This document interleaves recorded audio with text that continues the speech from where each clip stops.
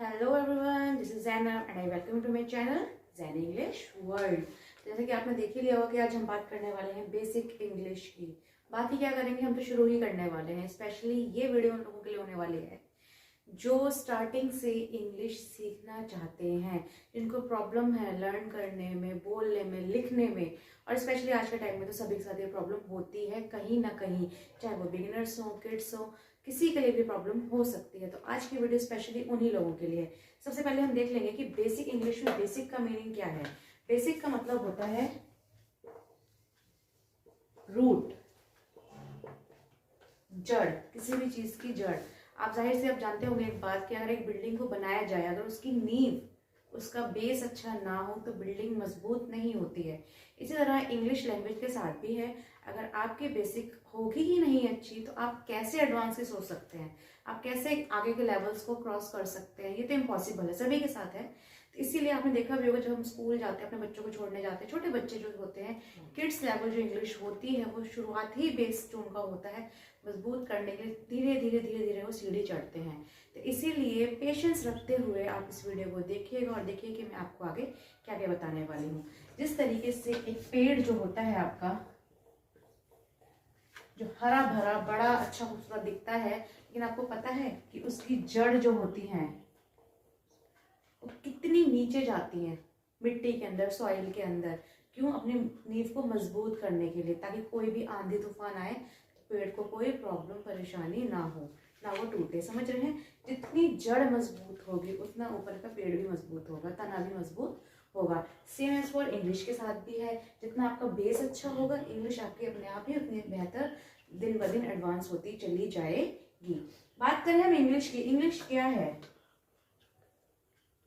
English एक language है, जाहिर सी बात एक भाषा है जो कि इंडिया के अंदर सेकंड लैंग्वेज मानी जाती है। क्यों मानी जाती है? क्योंकि हिंदी हमारी मदर टंग है। जब हम पैदा होते हैं तो हम कानून सुनते हैं, बोलते हैं, सीखते हैं हिंदी में सब कुछ।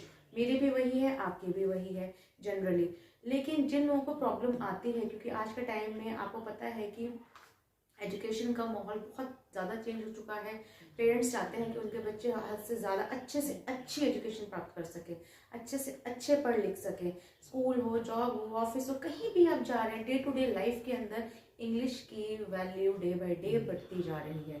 उसी चीज़ को आज सीखने के लिए हम लोग यहाँ पे खड़े हैं, आपको बताने के लिए मैं यहाँ पे मौजूद हूँ, ताकि आपको कोई प्रॉब्लम नहीं आने वाली है। सो आइए स्टार्ट करते हैं हम अपनी बेसिक इंग्लिश का पहला लेसन अपने सबसे पहली चीज से, जो कि हम पढ़ते हैं अल्फाबेट।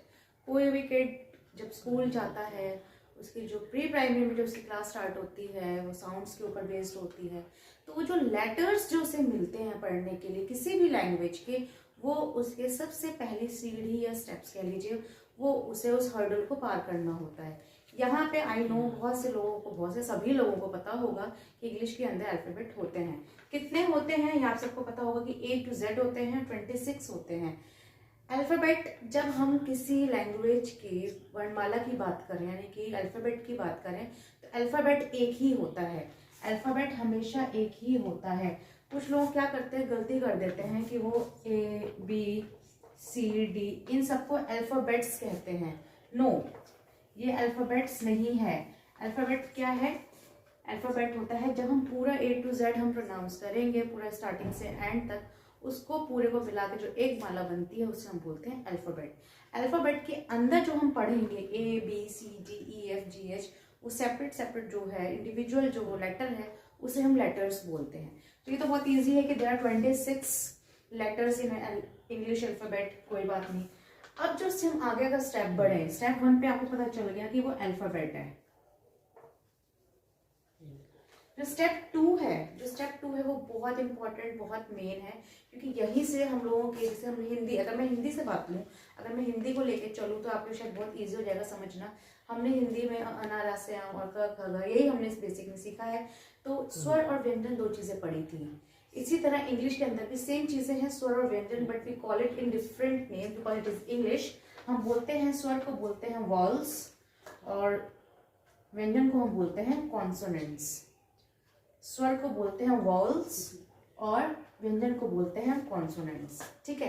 क्योंकि हिंदी में तो बहुत सारे हैं, इंग्लिश में तो बहुत ईजी है। There are only 26 letters in this alphabet, but we have divided, हमने इसको 2 टुकड़ों में बांट दिया है। 21 तो हमने रखे हैं कॉन्सोनेंट्स और वॉवल्स रखे हैं हमने ओनली 5। कितने रखे हैं कॉन्सोनेंट्स हमने 21, वॉल्स रखे हैं 5। मैं सिर्फ आपको वॉल्स के बारे में थोड़ा सा बताऊंगी। A-E-I-O-U, A-E-I-O-U, these 5 are vowels, ये 5 आपके वॉल्स हैं। अब इनमें से जो बाकी बच गए बीच में, like B-C-D-F-G-H, K-L-M-N, P-Q-R-S-T, V-W-X-Y-Z, it means in 5 को छोड़ के जो बच गए हैं वो हमारे आते हैं आपके हमारे इंग्लिश के कॉन्सोनेंट्स के अंदर। वो यहाँ पे ज़्यादा लिखने की ज़रूरत नहीं है। समझ रहे हैं कितना इजी है? यानी कि इंग्लिश का जब स्टार्ट हुआ, जब देखा जाए तो जो उसकी जड़ थी वो अल्फाबेट के ऊपर थी। अल्फाबेट से हमने वहाँ से 2 पार्ट निकाले। सेकंड पॉइंट निकला, वो एक निकला आपका कॉन्सोनेंट्स और एक निकला आपका वॉल्स। तो जहाँ तक आई होप आपको समझ में आ गया होगा। तो अगर हम बात की जाए कि जब हम इंग्लिश बोलते हैं तो जाहिर सी बात है कि आपके मन में वोकैबुलरी आती है, वर्ड्स आते हैं, लेकिन वर्ड्स के फॉर्म करना नहीं आता कि कौन सा वर्ड कहाँ फिट करे ताकि आपका सेंटेंस बिल्कुल करेक्ट बने, ताकि कोई गलती ना हो।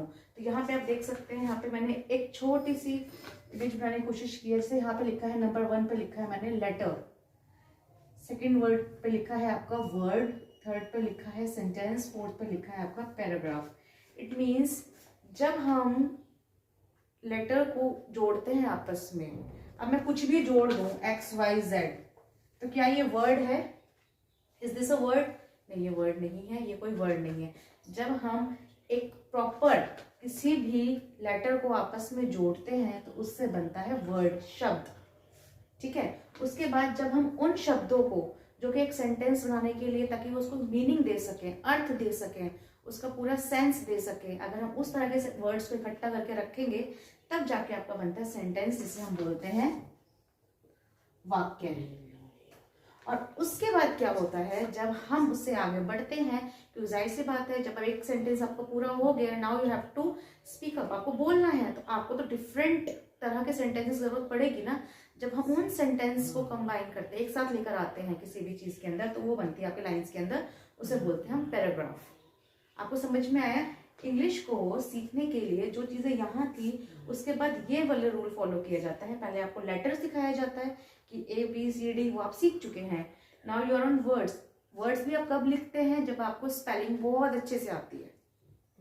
आपको स्पेलिंग आना, प्रोनाउंसिएशन आना, ये साथ साथ की चीज है। जब हम ये सब सीखते हैं तो ये साथ साथ चलती है। उसके बाद वर्ड के बाद आती है सेंटेंस। सेंटेंस बनाना, सेंटेंस स्ट्रक्चर्स बनाना, ये तो बहुत अच्छा और अच्छी चीज है। मुझे पता है ये बहुत लोगों के लिए मुश्किल होता है कि हम कहाँ पे कौन सी वर्ब डालें, सब्जेक्ट को कहाँ रखें, नेगेटिव कैसे बनेगा, इंटरोगेटिव क्वेश्चंस कैसे बनेंगे, मतलब इस तरह के बहुत सारे पजल्स हो जाते हैं, आते हुए भी गड़बड़ा जाते हैं। टेंसेस याद हैं, रट्टे भी लगा रखे हैं, बट स्टिल जब बात आती है बोलने की, इट मीन्स ऐसा नहीं है कि आपको नहीं आता। आई नो आपने बहुत कुछ पढ़ा होगा, बुक्स देखी होंगी, ग्रामर बहुत अच्छे से पढ़ी होगी, लेकिन स्टिल जब हम सेंटेंस मेकिंग की बात करते हैं, वहाँ पे वो ग्रामर हमें अटका देती है। ग्रामर हमें बिल्कुल अटका देती है, और शायद अगर हम वो एग्जाम भी क्लियर कर रहे हो ना, तो अभी हम नीचे आ जाते हैं बिकॉज ऑफ दैट ग्रामर, उस ग्रामर की वजह से। तो इसी वजह से जब वर्ड की स्पेलिंग भी सही होगी, जाहिर सी बात है कि स्पेलिंग के भी तो मार्क्स कटते हैं। वर्ड की जब स्पेलिंग सही रहेगी और अच्छे से वर्ड्स को आपको लगाना आ गया, तब आपने सेंटेंस बनाया, और सेंटेंस को एक करना आ गया, किसी टॉपिक के ऊपर लिखना आ गया, तो आपको वहाँ पे बन गया आपका पैराग्राफ। समझ में आ गया? तो ये था आपका एक छोटा सा, कह सकते हैं इसको, कि आपको किस तरीके से ये चीजें बनानी है। सो आइए हम आगे बढ़ते हैं। लेटर से आगे हम बढ़ते हैं वर्ड की तरफ। वर्ड्स का हमें नॉलेज होना बहुत जरूरी है, स्पेशली ये वाला पार्ट उन लोगों के लिए है जिनको इसके बारे में कुछ भी नहीं पता और वो सीखना चाहते हैं। तो बिना देर के हम जल्दी से देखते हैं। यहाँ पे मैंने आपको 4 वर्ड्स गिवन है। यहाँ पे this, that, these, those. This, that, these, those. This को हम बोलते हैं यह, और दैट को बोलते हैं वह। पहले हमें इसके बारे में पढ़ना जरूरी है, इसको समझना जरूरी है। दिस और दैट क्या है? ये यह और वह। यहाँ पे मैंने लिखा है पास और यहाँ लिखा है दैट के लिए दूर। इट मीन्स जब हम किसी को कुछ बताते हैं कि कौन सी चीज पास में है, जैसे मेरे पास है, ये क्या है? बोर्ड मार्कर है, तो मैं इसे क्या बोलूंगी? दिस इज अ मार्कर, या दैट इज अ मार्कर। क्योंकि ये मैं भी बोल रही हूँ और ये मेरे पास में है, तो हम इसको बोलेंगे this is a board marker. अगर यही मैं यहाँ दूर रख दूँ, ऐसे मैं दूर हो जाऊँ, डिस्टेंस पे हो जाऊँ, तो मैं क्या बोलूंगी? इसे दैट इज अ मार्कर। तो आपको समझना होगा कि दिस जब आप बोल रहे हैं कोई चीज आपके आसपास हो तो वहां आप उसको दिस में यूज करेंगे, और दैट कब तक यूज करेंगे जब कोई चीज आपके से दूर हो। इसी के लिए, लेकिन ये दोनों होते हैं सिंगुलर के लिए। सिंगुलर का मतलब होता है एक वचन, जब हमें कोई एक चीज बतानी हो, कोई एक चीज बतानी हो तब हमारे लिए दिस और दैट का यूज होगा। लेकिन जब हम बात करेंगे दीज और दोज की,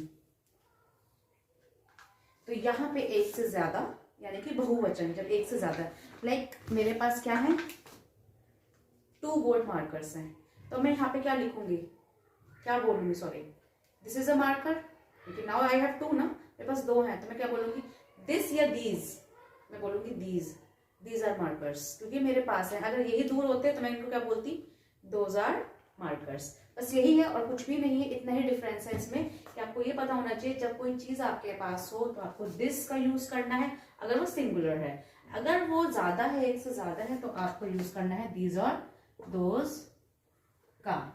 लाइक पतंग है, पतंग आपके पास कभी होती नहीं है, जाहिर सी बात आसमान में आप उसे उड़ा रहे होते हैं, तो यहाँ पे आप हैं सपोज करिए, तो आप यहाँ खड़े हैं, तो आप क्या बोलेंगे, दैट इज अ काइट। अगर आसमान में और भी पतंगे उड़ रही हैं तो आप उसको क्या बोलेंगे, दोज आर काइट्स। इजी। अगर आप यहां पर हैं, आपके पास ढेर सारी बॉल्स हैं, तो आप क्या बोलेंगे, दीज आर बॉल्स। दूर होंगे तो दोज आर बॉल्स। सिर्फ यही डिफरेंस है स्टार्टिंग का। आप सबसे पहले आपको यही करना है कि आपको जो आपके आसपास है, नॉन लिविंग थिंग है, सबसे पहले नॉन लिविंग थिंग से सीखिए। जो भी चीजें आसपास पड़ी, आप कहीं बैठे हैं, आपके आसपास जो भी चीजें हैं उसके लिए आप बोलना शुरू करिए, दिस इज ये, दिस इज वो, दैट इज ये, दैट इज वो। इस तरीके से आप छोटे छोटे सेंटेंसेस बनाना सीखिए, छोटे छोटे, दिस इज, दैट इज। देखा कितना इजी है, कितना इजी है। इसको अगर बात की जाए, इसको हम क्या बोलते हैं, इसका मतलब यूज होता है, एक के लिए है। और आर अगर आ जाए सेंटेंस में, लाइक दीज आर मैंने यूज किया था अभी उसके साथ, कि दीज आर का मतलब है जब बहुत एक से ज्यादा हो। तो ये है आपका basic to basic, very basic thing, कि आपको इन 4 वर्ड्स का मीनिंग पता होना चाहिए, और इनसे आज से आप स्टार्ट करिए सेंटेंस को बोलना, सेंटेंस को कैसे बोला जाता है। मैंने ये नहीं कहा आप इतने बड़े सेंटेंस बनाइए, शुरुआत हमेशा छोटी से की जाती है, कभी बड़े से नहीं की जाती। जितना छोटा होगा उतना अच्छा आपके लिए होगा, उतना आपके हाथ में, उतना आपके पकड़ में होगा, आपकी ज़बान में बहुत जल्दी आएगा, आपको सीखने का मौका बार बार मिलेगा, और हो सकता है कि आपके आसपास के लोग भी आपके देख के आपको वो भी एनकरेज हो और सीखने के लिए मजबूर हो जाएं। तो इस वीडियो को देखिए और समझिए कि इसमें मैंने क्या समझाया है। कि हमने बात की थी लेटर से, लेटर से हम वर्ड पे भी आ गए, और वर्ड से हम किस पे भी आ गए, सेंटेंस पर आ गए। कितना इजी है। अगर आपने ये पार कर रखा है ये स्टेप, तो आपके लिए बहुत इजी है, आप वर्ड पे हैं। अगर आपको वर्ड्स की नॉलेज है और आपको ग्रामर की नॉलेज है, तो आपको सेंटेंस में आने में देर नहीं लगेगी, क्योंकि ये 2 स्टेप बहुत इंपॉर्टेंट है। और इन दोनों में से सेकंड नंबर बहुत इंपॉर्टेंट है। वो इसलिए इंपॉर्टेंट है क्योंकि यहाँ से होते हुए यहाँ तक आने में हमें कई पड़ाव पार करने होते हैं, छोटे छोटे कई पड़ाव पार करने होते हैं। क्योंकि सबसे पहले तो हमें वोकैबुलरी पता नहीं होती कि हम इसको क्या बोलें, इसको क्या बोलें, उसको क्या कहते हैं। फिर आप सोचने लग जाते हैं कि उसको क्या कहेंगे। फिर अगर आ भी गया, फिर ना अब इसको यूज कैसे करें, क्योंकि वो सेंटेंस बनाने में दिक्कत है। तो यहाँ से यहाँ देखने में तो बहुत छोटा लग रहा है, लेकिन ये पड़ाव बहुत लंबा है, क्योंकि सेंटेंस सही होना भी जरूरी है, बिल्कुल करेक्ट होना भी जरूरी है। तो इसी के लिए आपको चाहिए कि आप किसी तरह से, जहां से जो भी आप सीख रहे हैं, जो भी आपको वर्ड्स पता चलते हैं, आप उसको दोहराइए। जब तक ये मुंह नहीं खुलेगा, सिर्फ मन में रखने से कुछ नहीं होना, क्योंकि हमने पढ़ के तो हम भी आए हैं, लेकिन जब तक हमारी प्रैक्टिस नहीं होगी, जब तक हमारे मुंह शब्द नहीं बोलेंगे, आगे नहीं बढ़ने वाले हम। जब तक हम इन चीज़ों की प्रैक्टिस नहीं करेंगे खुद से, हम आगे नहीं बढ़ने वाले हैं। मुझे लगता है कि अगर आपको ये वीडियो मेरी पसंद आई होगी, बेसिक इंग्लिश का जो लेसन 1 है, आज यहीं तक इतना ही है, इतना ही काफ़ी है, स्पेशली उन लोगों के लिए जिन्होंने अभी अभी सीखना स्टार्ट किया मेरे साथ। तो अगर आपको पसंद आएगा तो आप इस वीडियो को लाइक, शेयर और सब्सक्राइब ज़रूर कर दीजिएगा। नए हैं तो आ जाइए, सब्सक्राइब कर दीजिए, बेल बटन भी हिट कर दीजिए। और आपको अगर अच्छा लगेगा तो मैं आपके लिए और भी ढेर सारी वीडियोज़ आगे लाती रहूँगी। तो तब तक के लिए शबा खैर, अल्लाह हाफिज़।